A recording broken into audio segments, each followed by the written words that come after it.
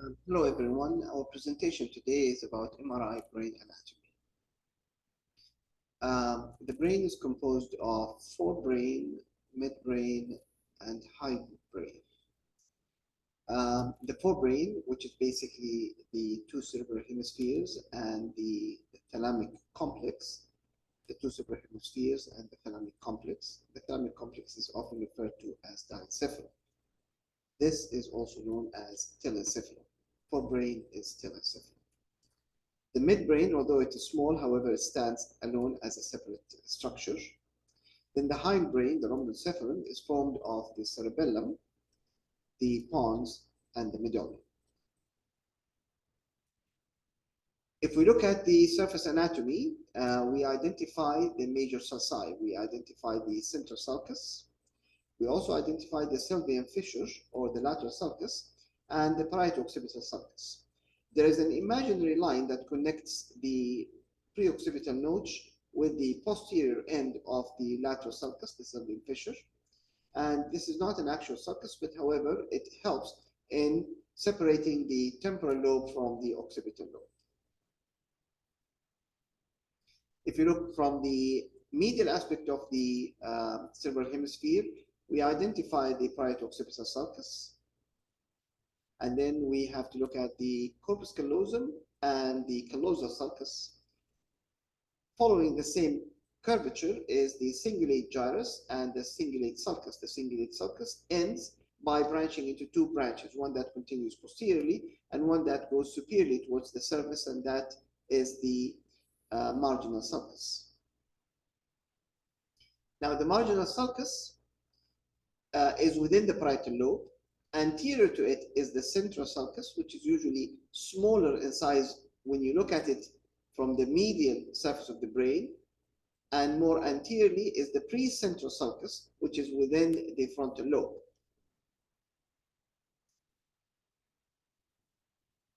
In the occipital lobe, you have the calcarine sulcus. The anterior extension of the calcarine sulcus is the anterior calcarine sulcus. And this separates into different parts of the brain into anatomic areas of the cuneus, which is superior to the calcarine sulcus, the precuneus, which is the posterior part of the parietal lobe, and the paracentral lobule, which includes both parietal and frontal lobes, extending from the sulcus marginalis, or the marginal sulcus posteriorly, to the precentral sulcus anterior. Now, if you look at the images in axial cuts, starting from superiorly, we identify the interhemispheric fissure, and then we identify the superior frontal sulcus that leads posteriorly to the precentral sulcus.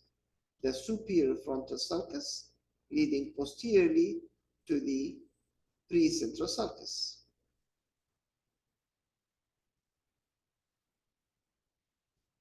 By this, we identify the superior frontal gyrus and the middle frontal gyrus. One cut more posteriorly, if this is the precentral sulcus, then this would be the central sulcus. And it is shown here on the left side of the hemisphere more clear with the classic sigmoid turn, which represents the hand area. Then behind the central sulcus is the postcentral sulcus. And by this, we identify the precentral gyrus and the postcentral gyrus, the motor and the sensory cortices. This is the parietal lobe and has a major fissure within it, which is the interparietal fissure or interparietal sulcus, dividing it into superior and inferior parietal lobules. This is the sulcus marginalis, which is the extension of the cingulate sulcus. Now, there are several ways to identify the central sulcus. One of them is as we followed these anatomic landmarks. Another way is it is actually the sulcus that points towards the central, the sulcus marginalis. Also, if you're looking at the images on a 3 Tesla MRI, you may identify that the motor cortex is the thickest cortex in the cerebral hemisphere. Now, if you look at the coronal images, it's even easier because you've got the frontal lobe divided into superior, middle, and frontal, superior, middle, and inferior frontal gyri by a superior and an inferior frontal sulci. The superior and the inferior frontal sulci divides the frontal lobe into superior, middle, and inferior frontal gyri. Mind you, we count the stem of the gyrus, not the convolutional surface of the gyrus, because each of the gyri have convoluted surface and may compose more than one turn on the surface. So we count the stem of the gyrus, superior, middle, and inferior frontal gyri divided by the, or separated by the superior and the middle, superior and inferior frontal sulci. Similar thing goes to the lateral surface of the temporal lobe. The temporal lobe has a complex anatomy. The lateral aspect of it is also similar to the frontal lobe, has superior and inferior sulci, dividing it into superior, middle, and inferior gyri. This is the interhemispheric fissure, and this is the sylvian fissure, and this is the insula. Now, the superior temporal gyrus has an upward projection, a finger-like projection that is important to identify. This is the gyrus of Heschel, or the transverse gyrus, and this is the primary auditory cortex, and you can also identify it on the axial image as an anterior projection gyrus.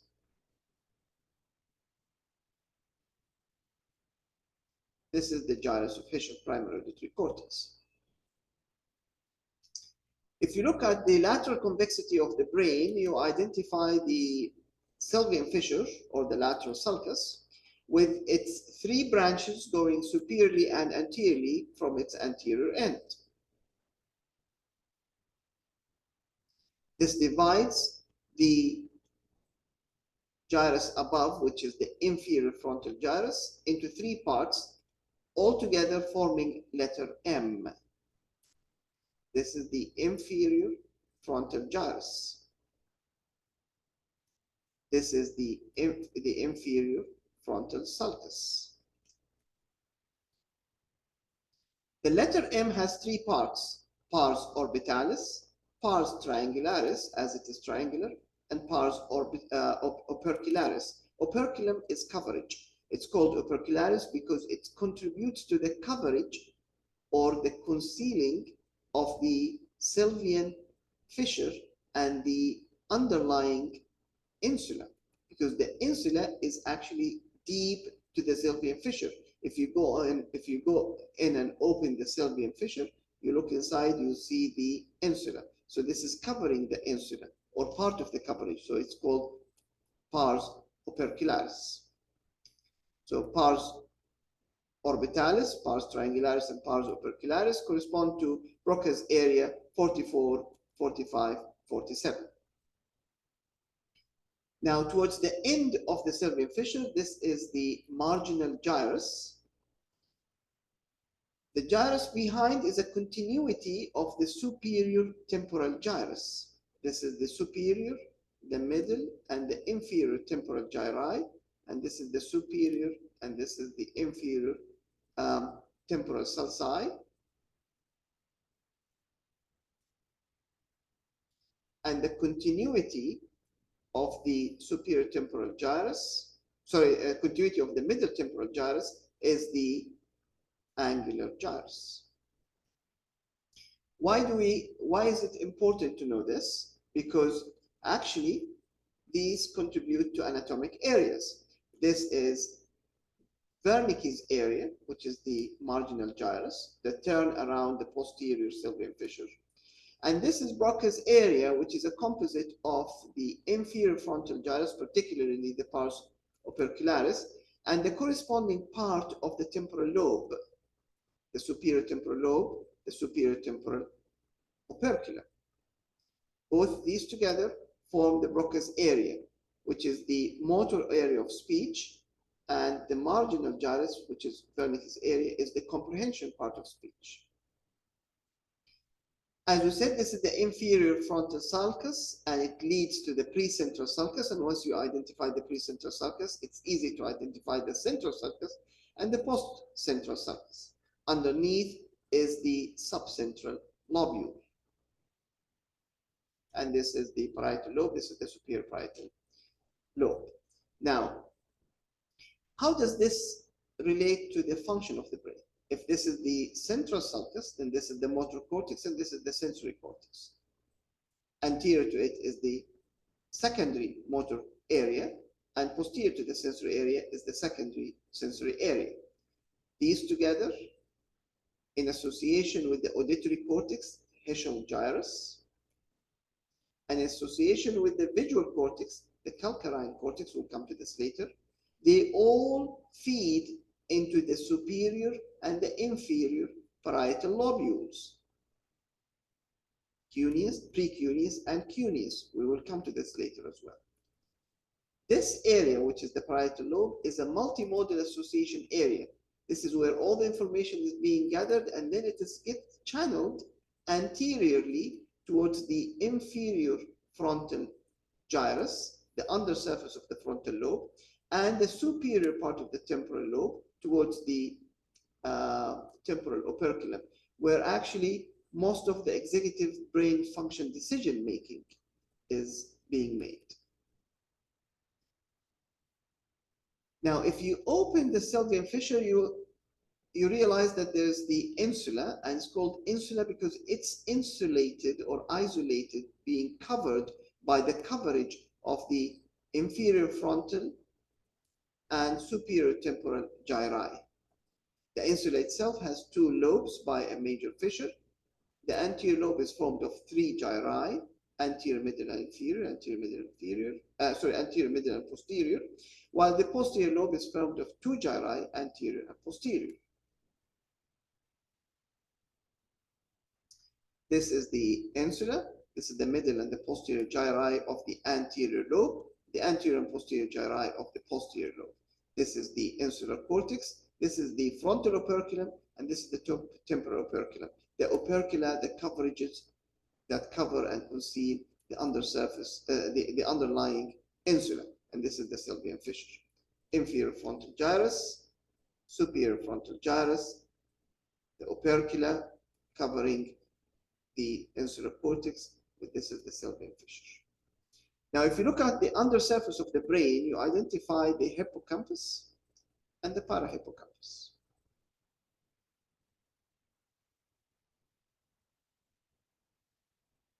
Once you identify the hippocampus and the parahippocampus, you identify a more posteriorly located gyrus, which is the lingual gyrus, also known as lateral occipitotemporal gyrus.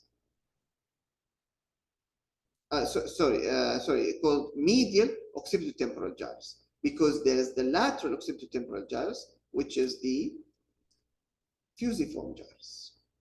Then more posteriorly and medially, you've got the calcarine cortex, and anterior to it is the isthmus of the cingulate gyrus. This is the cingulate gyrus, and this is the isthmus of the cingulate gyrus. So you've got the hippocampus and the parahippocampus. More posterior to it is the lingual gyrus. And then if you go laterally, you've got the fusiform gyrus or the lateral occipitotemporal gyrus.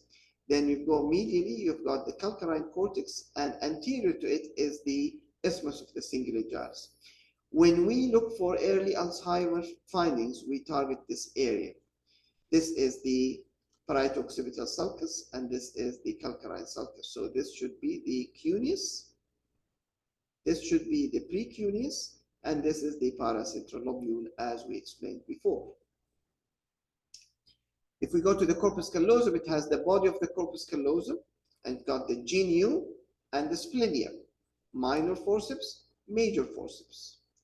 In coronal image, you identify the corpus callosum, body of corpus callosum, on top of the lateral ventricles, and you've got the ray-like radiations, which is white matter. Now, this is drawn with the arrows going upward to simulate radiation or rays, while it's actually it should be the opposite, because it actually cortico-spinal tracts heading downward. The white matter above the level of the lateral ventricles is called the centrum semiovale, and below it is the corona radiata. However, it is just the same continuum of white matter from the subcortical level towards the centrum valley, the corona radiata, the internal capsule, and then the brain stem. This is the septum pellucidum connected to the fornix, and on each side of the fornix are the foramina of Monroe, connecting the lateral ventricles, the frontal horn of the lateral ventricles, with the third ventricle. And you've got here the posterior horn of the lateral ventricles and the fourth ventricle. The head of the caudate, if we talk about the basal ganglia, and then you've got the lentiform nucleus, which is formed by the putamen laterally and the globus pallidus medially, the putamen and the globus pallidus. The thalamus, some people consider it part of the basal ganglia, some others consider it as a separate structure. Head of caudate, lentiform nucleus with the two parts, the putamen and the globus pallidus, and this is the thalamus. In between, you've got the anterior and the posterior limb of the internal capsule. If we look at this diagram, explains it and illustrates it more clearly. We have the anterior limb, the genu, and the posterior limb of the internal capsule. You've got the lentiform nucleus with the two parts, the putamen and the globus pallidus. Pallidus because it's pallor, more lighter in color. The internal capsule, there's a thin layer of white matter just lateral to the putamen, which is the external capsule. Then a thin layer of gray matter called the colostrum. Then a third layer of white matter called the extreme capsule underlying the Sylvian cortex.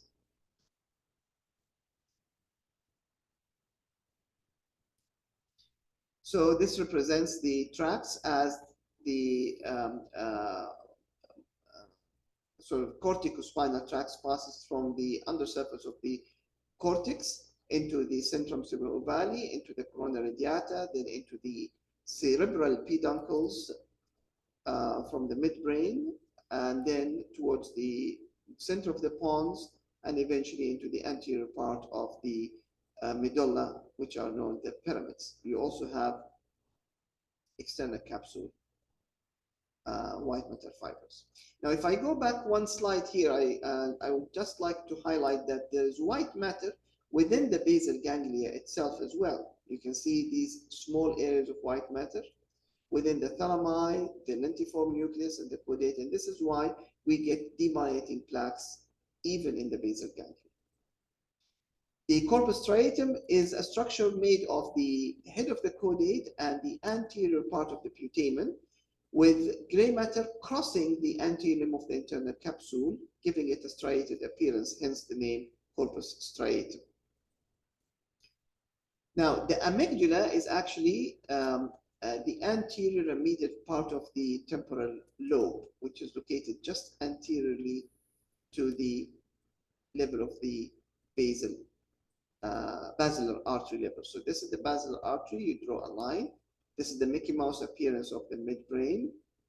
These are the two cerebral peduncles and the body of the midbrain. And this is the basilar artery. You draw a line. So anterior to it is the amygdala.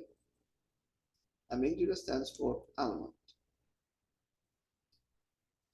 Now, if we talk about the temporal lobe, as we said before, there's the superior and the inferior temporal sulci, separating superior, middle, and inferior temporal gyri. So that's a simple anatomy of the lateral aspect of the temporal lobes. However, when we talk about the medial aspect of the temporal lobe, it's rather more complex. You've got the hippocampus, and then the parahippocampus, and then the lateral occipitotemporal gyrus, which we talked about before, and we called it the fusiform gyrus. In between, you've got the collateral sulcus. So you've got the hippocampus, hippocampal gyrus, parahippocampal gyrus, collateral sulcus, occipitotemporal gyrus, and the occipitotemporal sulcus. This is very important because this is an area that is commonly involved in epilepsy, whether by having a vascular malformation, such as a cavernoma or an AVM, or a tumor, such as ganglioglioma, or secondary to mesial temporal sclerosis. So if you go into the details of it, you've got the hippocampus, the parahippocampus, the lateral occipitotemporal gyrus. This is the gray matter. The white matter here for the hippocampus is not deep to the hippocampus. See, the gray matter is always on the surface and the white matter is deep to it. However, when you come to the hippocampus, the white matter is on top. And it is called the alveus. It's very thin layer, alveus. And as we go more from the head of the hippocampus towards the body and the tail of the hippocampus, this alveus becomes thicker and thicker and thicker to form a band called the fimbria.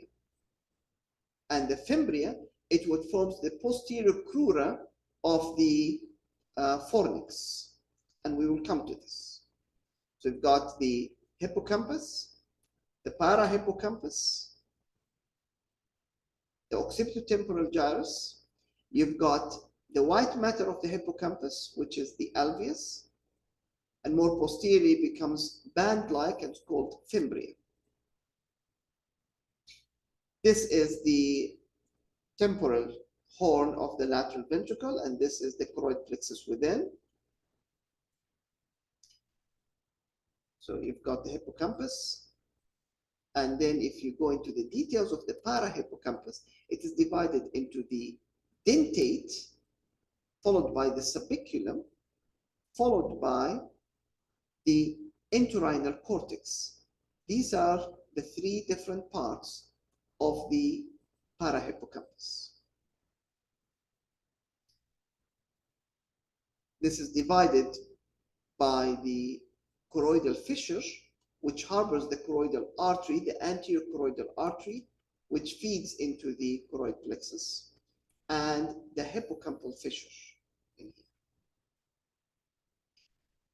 Now, the dentate itself is divided into histologically 4 parts, 1, 2, 3, 4, which is known as the corneoamon.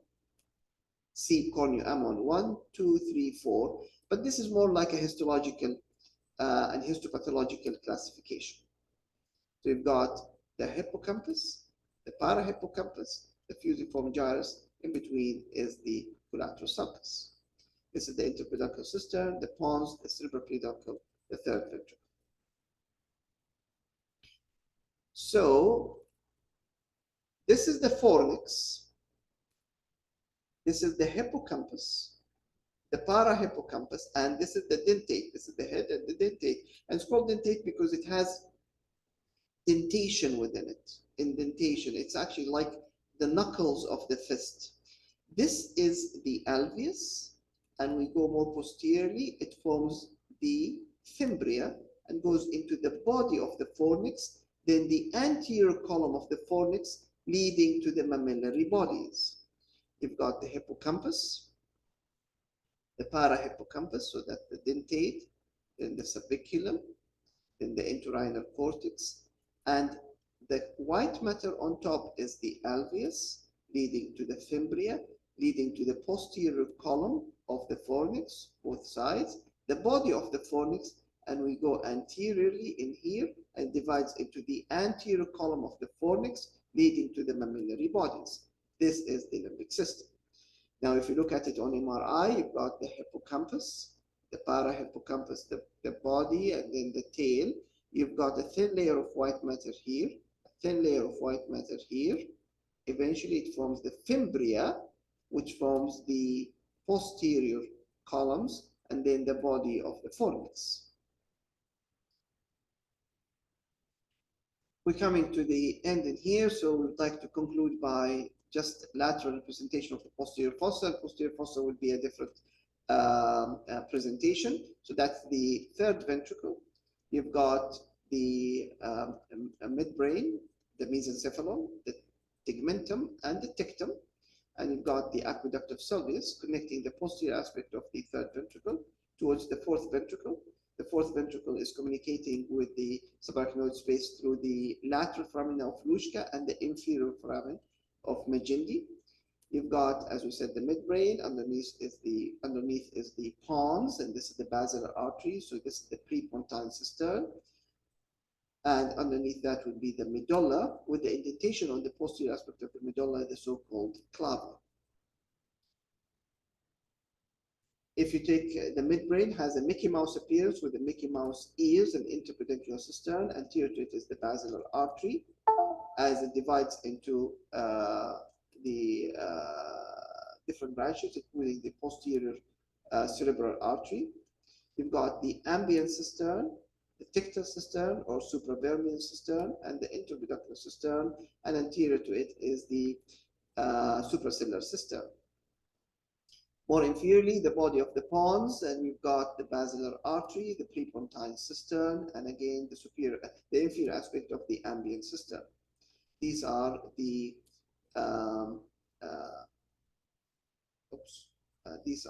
cerebellar peduncles. Apologies, this is the superior cerebellar peduncles.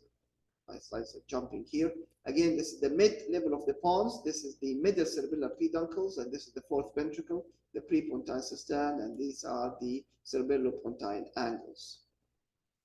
More inferiorly, you reach to the level of the medulla with the classic pyramid appearance, and the posterior aspect of the medulla is the inferior cerebellar peduncles, and these are the two vertebral arteries.